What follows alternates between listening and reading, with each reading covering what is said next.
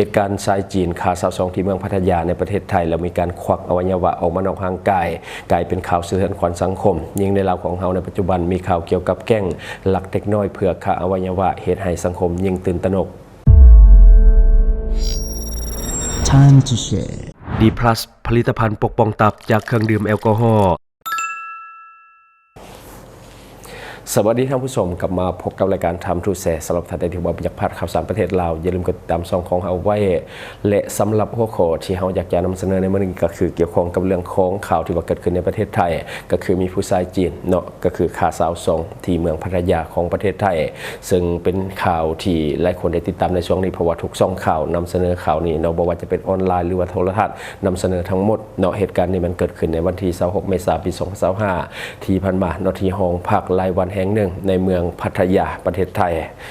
สาวสองที่ว่าถือข่าเนาะชื่อว่าวรนันท์ พานาคาสุรินทร์โนตเนาะอายุ25ปีเป็นคนจากอำเภอพลพิสัยจังหวัดหนองคายประเทศไทยเนาะก็คืออยู่ใกล้เคียงกับเฮาอยู่ทางฝั่งเมืองนั้นเนาะใกล้กับเวียงจันทน์คนจีนที่เป็นมือฆ่าสาวสองชื่อทงหยวนเนาะทงหยวนฟู่อายุ42ปีเป็นคนสัญชาติจีนก่อนจะมีการฆ่ากันภายในห้องเนาะมีการต่อสู้กันภายในห้องนั้นสมควรซึ่งคนที่อยู่ในละแวกนั้นได้ยินเสียงห้องขอความช่วยเหลือของสาวสองแต่ว่าบ่มีไผกล้าเข้าไปช่วยจนสุดท้ายเนาะคนจีนสามารถที่จะฆ่าสาวสองได้สำเร็จหลังจากที่สาวสองสิ้นใจแล้วเนาะชายคนจีนดังกล่าวก็ได้ใช้มีดแหกจากคอหอยเนาะกระเทิงขึ้นไปก็คือคอหอยลากยาวลงมาจนฮอดบริเวณท้องเนาะแล้วก็มีการควักอวัยวะก็คือหัวใจแล้วก็ปอดด้านซ้ายของสาวสองออกจากร่างกายแล้ววางไว้ข้างๆกับศพเนาะก็คือเป็นการฆ่าแบบสยดสยองเนาะก็คือหลังจากที่สิ้นใจแล้วก็มีการปาดจากสองคอเนาะลงมาที่สองท้องแล้วก็ควักอวัยวะก็คือหัวใจแล้วก็ปอดด้านซ้ายออกมานำเนาะเป็นการเป็นเหตุการณ์ที่อุกอาจและก็โหดเหี้ยมหลายคนก็ห้ามบ่ได้กับเหตุการณ์ที่ว่ามันเกิดขึ้นแต่ว่าโชคดีเจ้าหน้าที่ตำรวจของไทยสามารถนำจับได้อย่างทันควันเนาะตอนนี้ก็คืออยู่ในขั้นตอนของกฎหมายเนาะแล้วก็มีรายละเอียดเติมๆที่ว่าทั้งผู้สื่อข่าวต่างๆเขาจะนำเสนอออกมาหลายเนาะสำหรับท่านที่ว่าอยากเห็นรายละเอียดของข่าวสามารถไปเบิ่งเพิ่มเติมตามโซเชียลต่างๆเนาะข่าวนี้บ่ได้ดังแต่ในไทยตอนนี้เพราะว่ามาฮอดคนลาวเฮาแล้วเนาะเพราะว่าคนลาวเฮาแชร์ข่าวนี้หลายเนาะเหตุการณ์ที่ว่ามันเกิดขึ้นแล้วก็กระเทยลาวหรือว่าสาวสองลาวก็ไปหากินอยู่เมืองพัทยาของประเทศไทยกับค่อนข้างที่จะหลายฉะนั้นจึงเห็นให้หลายคนตกอกตกใจยานมันแม่นลูกหลานของตนเองเนาะเพราะว่ากระเทยลาวนี่เขาก็ไปหากินอยู่เมืองพัทยาค่อนข้างที่จะหลายเนาะแต่ว่าอันนี้คือสรุปมาเราเป็นคนไทยเนาะก็คือจากอำเภอพลพิสัยจังหวัดหนองคายอยู่ใกล้เคียงกับเฮาเนาะก็แสดงความเสียใจนำเนาะคือข่าวนี่มันบ่ได้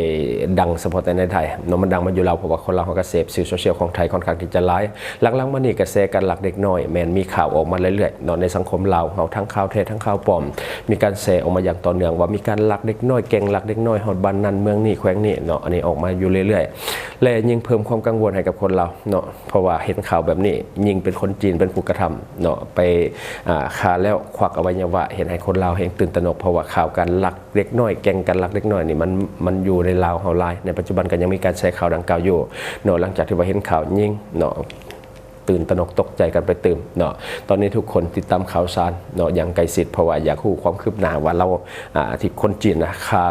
ฆ่าย้อนยังเนาะเอาอวัยวะออกมาเห็นยังคือบ่ฆ่าซื่อๆแล้วก็ทิ่มไปเนาะหรือว่าอำพรางศพไปหรือว่าหลบหนีไปแล้วก็แล้วแต่ว่าเป็นการผ่าเอาหัวใจออกมาหรือว่าย้อนความแค้นบ่เพราะว่าตอนนี้เฮาก็ยังบ่ได้อัปเดตข่าวล่าสุดที่ว่าออกมาเนาะเพราะว่าเฮาอัดก่อนเนาะอวัยวะของมนุษย์ตอนนี้มีมูลค่าสูงหลายเนาะหลายท่านก็น่าจะฮู้นํกันอยู่แล้วเพราะว่าข่าวในประเทศไทยช่วงหลังๆมานี่ก็มีการเปลี่ยนหัวใจหรือว่าการบริจาคร่างกายบริจาคชิ้นส่วนเนาะหรือว่าอวัยวะต่างๆที่คนไข้ต้องการก็มีหลายเนาะก็คือเขาสามารถที่จะเปลี่ยนได้เนื่องโดยนวัตกรรมทางการแพทย์ในปัจจุบันของโลกนี่มันเก่าไปไกลเนาะล่าสุดก็สิเปลี่ยนหัวกันแหละฉะนั้นเนาะจึงเฮ็ดให้อวัยวะของมนุษย์นี่ค่อนข้างที่จะมีมูลค่าสูงเพราะว่ามันบ่สามารถที่จะผลิตหรือว่าเฮ็ดขึ้นมาได้เนาะฉะนั้นมันต้องได้มาจากคนเป็นๆเนาะก็เลยว่าเฮ็ดให้มีความต้องการสูงเดี๋ยวในคนเป็นโรคหัวใจก็ต้องการหัวใจจากคนอื่นเดี๋ยวในคนเป็นโรคปอดก็ต้องการปอดคนอื่นแบบว่ามันเปลี่ยนได้เนาะคือสามารถเปลี่ยนถ่ายอวัยวะเกือบทุกส่วนแล้วซุมื้อนี้เนาะ ล่าสุดเขามีความพยายามที่จะเปลี่ยนหัวสำหรับนวัตกรรมทางด้านการแพทย์คือเก่าไปไกลหลายเนาะซูเมอร์นี่ต่อไปคนก็มันสิเยินขึ้นได้เพราะว่าอีหยังเพในทางกายตับเพก็เปลี่ยนเนาะปอดเพก็เปลี่ยนหัวใจเพก็เปลี่ยนเนาะซูเมอร์นี่ยังก็เปลี่ยนได้ฉะนั้นมันจะเห็นให้คนเฮานี่มีอายุยืนขึ้นอย่างแน่นอนเพราะว่าสามารถเปลี่ยนถ่ายอวัยวะแต่ละส่วนได้โดยแบบอิสระถ้าว่าไม่มีผู้บริจาคมาก็สามารถที่จะเปลี่ยนได้เนาะฉะนั้นอวัยวะจึงเป็นที่ต้องการสำหรับคนป่วยจำนวนหลายในทั่วโลกเนาะคือนับวันนับเพิ่มขึ้นเพราะว่าบ่มีภัยอยากตายจากพยาธิที่ตนเองเป็นนอกจากการป่วยต่างๆถ้าว่ามีคนบริจาคเนาะเขาเจ้าก็จะยินดีรับไว้เนาะหรือบอกก็มีการซื้อขายกันพุ่นน่ะเพราะว่าอยากได้เด้เพราะว่าผู้บริจาคคนหนึ่งเนาะแต่ว่าคนป่วยต้องการอีกหลายๆสมมติว่าหัวใจหนึ่งดวงเนาะมีคนป่วยเป็น10เป็น20แต่ว่าผู้บริจาคคนเดียวก็ต้องได้มาเลือกเอาอีกต้องได้แข่งขันกันต่อไปก็ต้องได้ใส่เงินใส่คำแต่ว่าหัวใจมันก็เลือกคนคือกันเนาะบ่แม่นว่าใส่กับผู้ใดก็ได้เนาะก็คือต้องมีความใกล้เคียงกันและพอดีกันจึงสามารถที่จะใส่ได้อวัยวะมนุษย์นี่เป็นชิ้นส่วนที่บ่สามารถที่จะปลูกขึ้นมาได้หรือว่าบ่มีโรงงานผลิตเนาะบ่สามารถที่จะปลูกถ่ายขึ้นมาได้ครบแบบสมบูรณ์ 100% เนาะฉะนั้นได้มาจากคนแน่นอนเนาะข่าวเรื่องของการคายอวัยวะเนาะมันมีมานานแล้วเนาะเสือว่าหลายคนอาจจะได้เห็นข่าวในโซเชียลต่างๆก็มีการเผยแพร่ภาพเรื่องของการฆ่ามนุษย์หรือว่าการฆ่าอวัยวะของมนุษย์ในต่างประเทศเนาะตัวอย่างคือในประเทศที่เขาเจ้าขาดแคลนทรัพยากรทุกข์ยากจนแรงแค้นแบบนี้เขาเจ้าก็จะมีการคายอวัยวะเพราะว่ามันมีคนจากศาสตร์ใหญ่เนาะที่ว่าสัตว์ที่เจริญแล้วเนาะเขาไปตัวโยหลอกลวงเพื่อซื้ออวัยวะของมนุษย์ในเขตที่ว่าเขาทุกข์ยากเนาะตัวอย่างคือในประเทศเคนยาที่มีข่าวว่าคนในประเทศนี้นิยมคายไตหรือว่าคายมะไคลังเนาะซึ่งว่ามันก็มีพวกแพทย์หมอจากต่างประเทศนี่แหละเขาไปตัวโยเพื่อที่จะซื้ออวัยวะเนาะก็คือไปตัวโยว่าไตถ้าตัดไปแล้วมันจะงอกขึ้นมาใหม่เนาะหลายคนก็ลงเสือแล้วก็ตกเป็นเหยื่อเนาะคือใคร ขอแพ้คือไขลังนี่มันเป็นอวัยวะที่มันมาเป็นคู่เนาะอวัยวะที่มันมาเป็นคู่ฉะนั้นถ้าว่าเขาตัดไปหนึ่งข้างเนาะมันก็จะยังสามารถที่จะดำเนินชีวิตเป็นต่อได้เนาะมันต่างจากหัวใจถ้าเอาออกก็คือบ่มีชีวิตต่อได้แต่ว่าไขลังนี่มันมาเป็นคู่ถ้าหายไปหน่วยนึงก็บ่เป็นหยังก็ยังสามารถใช้ชีวิตต่อไปได้ฉะนั้นเขาจึงนิยมคายกันในต่างประเทศนับวันความต้องการอวัยวะหรือว่าชิ้นส่วนของมนุษย์ยิ่งสูงขึ้นเนาะเพราะคนป่วยมันหลายเนาะที่ได้มาถึงมื้อนี้ก็คือมาจากการบริจาคซะเป็นหลักเนาะมาจากการบริจาคซะเป็นหลักก็คือมีผู้ที่ว่าอยากเฮ็ดบุญครั้งสุดท้ายเนาะประสงค์ที่จะเฮ็ดบุญครั้งสุดท้ายก็คืออาจจะเกิดอุบัติเหตุหรือว่าเจ็บป่วยกระทันหันหรือว่าเจ็บป่วยโดยพยาธิต่างๆที่มันบ่เกี่ยวข้องกับอวัยวะที่จะเอาไปให้คนอื่นบ่แม่นว่าเป็นโรคหัวใจหรือบริจาคเอาหัวใจไปให้คนอื่นอันนี้บ่ได้เนาะต้องเป็นอวัยวะที่บ่เกี่ยวข้องกับเป็นสาเหตุในการเสียชีวิตของผู้บริจาคเนาะคือ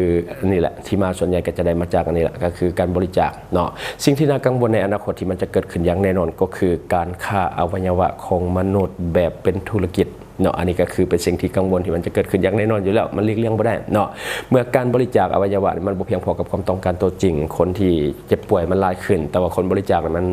อาจจะบ่ได้หลายเนาะเพราะว่าได้มาจากการไกลเสียชีวิตหรือว่าการเสียชีวิตแบบนี้เนาะฉะนั้นจึงเห็นให้มันอาจจะบ่พอในอนาคตเนาะอาจจะเกิดมีขบวนการที่ลักลอบเนาะจัดหาอวัยวะแบบผิดกฎหมายก็เป็นไปได้เป็นแน่นอนอยู่แล้วในอนาคตเนาะอาจจะเกิดขึ้นเนาะเรื่องเกินแน่นอนอยู่แล้วเนาะก็คือเมื่อความต้องการมันสูงแต่ว่ามันบ่พอเนาะก็มีการจัดหาแหละอาจจะถูกต้องตามกฎหมายอาจจะผิดตามกฎหมายขั้นถูกต้องก็คือได้มาจากการบริจาคและยินยอมจากญาติพี่น้องหรือว่าโตผู้เจ็บป่วยเองเนาะแต่ถ้าผิดกฎหมายกันนี่แหละอาจจะไปลักลอบเนาะคือแนวนี้แหละฆ่ากันแล้วก็เอาอวัยวะไปขายแบบนี้เนาะตัวอย่างคือการลักลอบเอาเด็กเนาะลักลอบแบบว่าจับเด็กน้อยเนาะเพื่อที่จะเอาอวัยวะคือข่าวที่มันเกิดขึ้นจากต่างประเทศเนาะเพราะว่าอวัยวะมันมีมูลค่าสูงเนาะคือกลยุทธ์ด้านมืดของแพทย์หมอนี่ก็เป็นสิ่งที่อันตรายกว่าโจรอีกกลยุทธ์ของแพทย์หมอนี่อันตรายถ้าว่าขาดจรรยาบรรณขาดศีลธรรมเนาะตัวอย่างแพทย์หมอนี่พวกนี้ก็ที่จริงนี่คันปัวก็ดีเนาะคันปัวก็ดีแต่บ่ปัวเพราะว่าเขาอยากได้อวัยวะก็คือแบบญาติจะแจ้งญาติพี่น้องของคนไข้ว่าปัวไปกับบ่รอดจังซั่นจังซี่ญาติมีความประสงค์ที่จะบริจาคอวัยวะบ่อันนี้เป็นสิ่งที่น่ากลัวเป็นสิ่งที่เป็นตาย้านหลายที่มันจะเกิดขึ้นอย่างแน่นอนเพราะว่าหมอก็ต้องหาเงินคือกันเนาะตัวอย่างนี่ผู้นี้ปัวก็ดีแต่บ่ปัวนะเขาอยากได้อวัยวะ ไปหลอกญาติพี่น้องว่าโอเคปัวกับบดีเนาะดีมากับบ่สมบูรณ์แบบนี้ปล่อยให้ไปเลยดีกว่าฉะนั้นหมอก็จะไปต่อรองเรื่องของการบริจาคเรื่องของอวัยวะและหมอก็จะได้เรื่องของค่าคอมมิชชั่นหรือว่าค่าในหน้าหรือว่าค่าวิ่งเต้นอย่างต่างๆอันนี้เป็นสิ่งที่เป็นตะยานหลายที่มันจะเกิดขึ้นในอนาคตอย่างแน่นอนอยู่แล้วเนาะจะได้ก็ตามขอให้ทุกคนมีสติในการใช้ชีวิตเนาะพยายามสอดส่องดูแลลูกเต้าเพราะว่าช่วงนี้บ้านเฮาก็มีข่าวเรื่องของการขบวนการหรือว่ากลุ่มแก๊งลักเด็กน้อยในค่อนข้างที่จะไล่แล้วก็ออกมาเรื่อยๆถึงแม้ว่าส่วนใหญ่มันจะเป็นข่าวปลอมแต่เฮาก็ประมาทบ่ได้เนาะว่ามันสิบ่เกิดขึ้นแท้คือในเหตุการณ์ที่มันเกิดขึ้นเนาะถ้าว่าเป็นเรื่องของการเอาอวัยวะแท้ๆนี่อันนี้เป็นสิ่งที่น่ากังวลหลายสำหรับสังคมเนาะทุกมื้อนี้เนาะช่วงนี้ยังมีข่าวเนาะฉะนั้นอยากให้ทุกคนสอ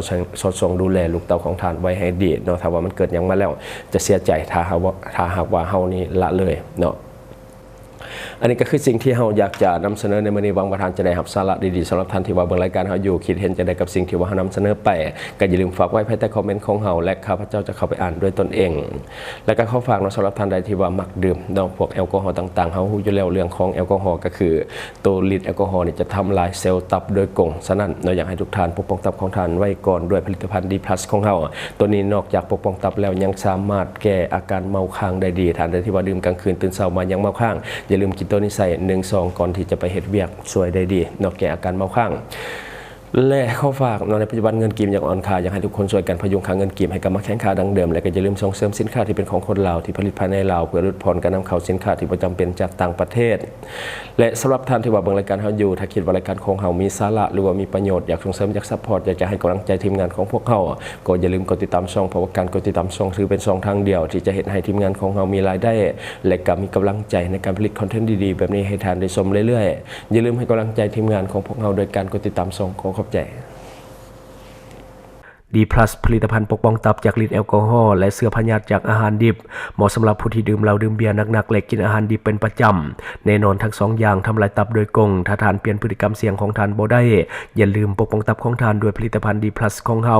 ซึ่งมีการปรับสูตรให้เข้มข้นตอบโจทย์กับคนลาวและยังช่วยแก้อาการเมาค้างได้ดีหลังทานดื่มเหล้าและเบียร์ดื่ม D+ ทุกครั้งก่อนดื่มเหล้าและเบียร์และกินอาหารดิบจะช่วยกระตุ้นการเฮ็ดเวียกของตับให้ดีขึ้นอย่างเห็นได้ชัดเจน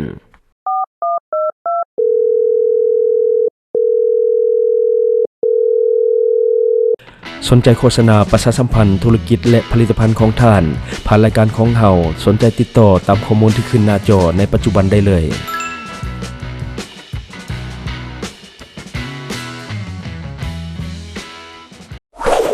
Subscribe for more video.